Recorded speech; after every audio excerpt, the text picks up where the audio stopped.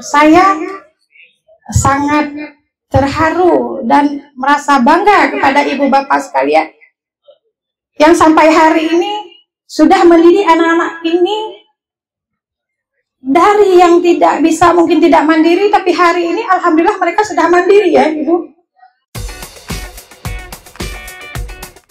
Ketua Staf Ahli TPPKK Aceh, Nyonya Mukarramah Fadlullah, menghadiri peringatan Hari Anak Nasional tahun 2025 yang diselenggarakan di Sekolah Luar Biasa Yayasan Bunda Saifullah Mutuah Aceh pada Jumat 25 Juli 2025.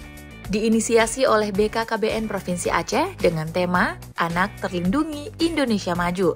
Kegiatan ini turut dihadiri oleh Kepala BKKBN Provinsi Aceh, jajaran SKPA, Ketua TPPKK Kota Banda Aceh, serta perwakilan dari berbagai lembaga mitra dan organisasi terkait.